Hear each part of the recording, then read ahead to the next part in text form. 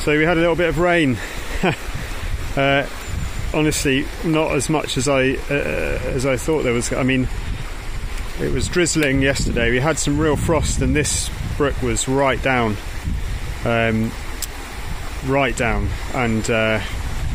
then we had some what I thought was just drizzle yesterday, but I guess it may have been raining much harder elsewhere in the forest. But yeah, I've forgotten quite how powerful this thing gets when it actually fills up. That's probably about 2 foot deep in the middle now, and about a week ago it was practically dried out. So anyway, so yeah, we took a hit, unfortunately. Essentially what I think happened is that as the brook rose, the level of the water rose against the wheel, and it couldn't move with it to move out of the way, so it ended up with more and more water just hitting the drum on the side, and the drag essentially just became too much for the connection to the tree, which was always pretty shonky, to be honest.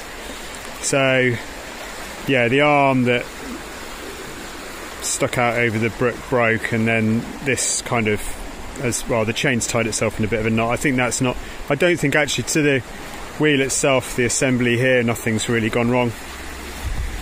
She's still in one piece, essentially. A little bit of tidying up, a little bit of TLC, but what I need to do is replace this. This was never very substantial anyway. I need to replace that with a proper piece of maybe 2x6, something like that. Maybe I could put like what you might call a drag link, rope drag link, maybe to this tree over here, so that it takes some of the force out of it. Yeah, I've forgotten. It doesn't come across. People always say this. It doesn't come across on video quite how different this is from earlier in the year. What I might try and do, if I'm really clever, is cut in a bit of video from earlier in the year, or I'll put a link to another video about it. I'm not sure I'm clever enough to cut video in. The key thing is we need some way of ensuring that the wheel can move out of the way of the water, so that it's just dipping in at the bottom. Now I think I know how I'm going to do that. I think I'm going to retain this pulley system, probably improve it, maybe put some extra falls on it to give it a bit more purchase. And I think there's going to be a weight, some kind of weight system to take the weight of the wheel and have it kind of marginally weighted towards the brook. And then I'm going to have some kind of float on the back end. So then, as the brook rises, the float will be able to, with the assistance of the weight, be able to lift the wheel up as the water level rises. I think this was just a case of the water hitting the wheel at pretty much broadside, and then there's no, that's going to create an awful lot of drag. So it's not a surprise. What really took me by surprise is how quickly this brook rose. It literally, I thought this system would be sufficient because I'd be able to act as manual control without any need for automatic control, but clearly I'm wrong. It's a learning experience, isn't it? So I'm wrong. I need some means of automating this to keep this system working, but it's all still there. It's survived, and I'm already missing the power. We were using it all last night for a bit of lighting and a bit of entertainment upstairs, which was rather lovely, and I kind of want it back. So I'll do something maybe to get it back to start with a more robust arm, and then I'll work on whatever system I need to maintain the correct level after that. Okay, as you can see, it's gone all kinds of wrong here. So I've got a new piece of material that I can put in. Should be it's a bit stronger than what we had before. I'm going to have to drill it in roughly the right places. See if I can get that bolt to come out of the tree there. Yeah, so that's the first step. Also going to have to put that kind of drag link into it as well. And then, yeah, then pretty much mount the, once I've got that beam established, I can mount the wheel on it. But I'm not quite sure what the failure mode was for this. Just I think there's possibly not particularly great quality material there, plus sort of not a particularly sensible way of mounting it all. So yeah, so the first step is to get this this piece of material in, cross out there ready. As some people noted, I think I'm going to put a drag line in secured to this tree. I think with that drag line in and also some means of automatically trimming this up and down to respond to the rise and fall of the brook, I think we should be pretty much good to go then. So yeah, I've just got to get my drill out and start doing a bit of measuring and doing a little bit of re-establishing of this, which probably will happen today if I just go upstairs and get the bits and pieces. When I say upstairs, I say up to the house, up, which is the only thing really keeping me fit at the moment. I just pulled that off the tree. It's taken a bit of a beating. You can see there's not sure if you can see if I hold it. There's a real bend in that bolt there. That really took a hammering. So we'll get that out. I might be able to straighten that bolt out and reuse it. I don't think it's then that would be a massive problem. I'm not into straightening things out really, but I think in this case we'll be okay.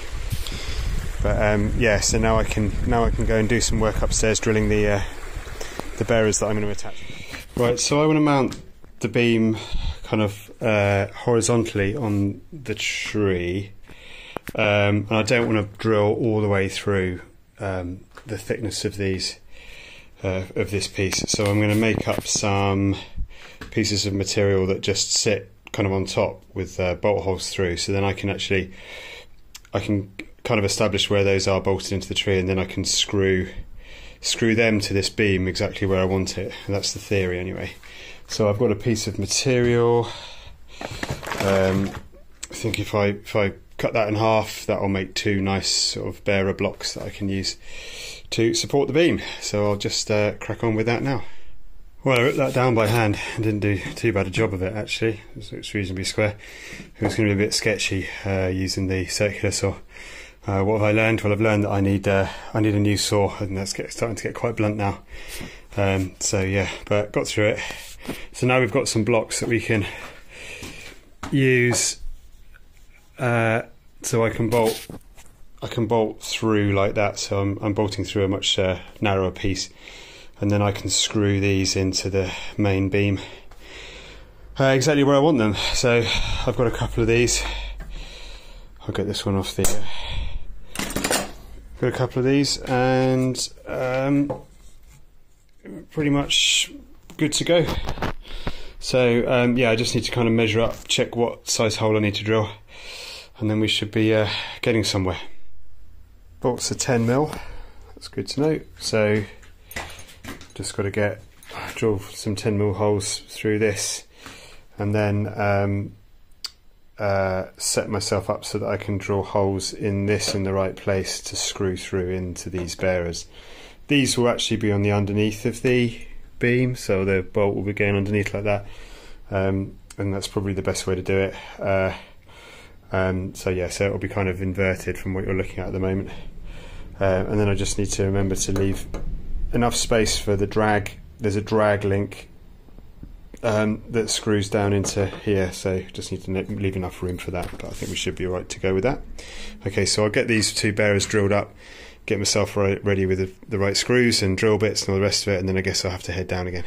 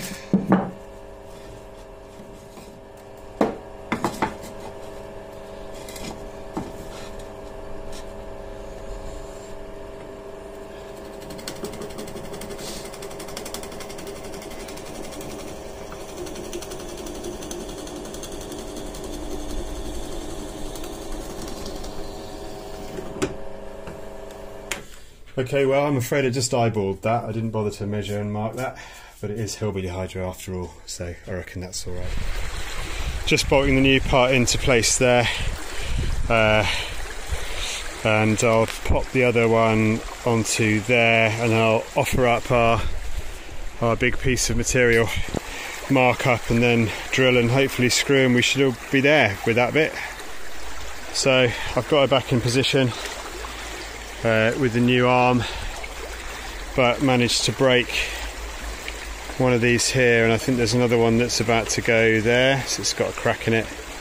So yeah, I definitely need to find a better solution for the buckets, but they're pretty quick to make, so I'll whack a couple of those out of the same stash of old guttering that I've got, and fit those tomorrow. But as you can see, we're back in position. New piece of material, all looking a little bit more neat and tidy, and ready to go. I'll attack that tomorrow morning, hopefully get her up and running for Christmas.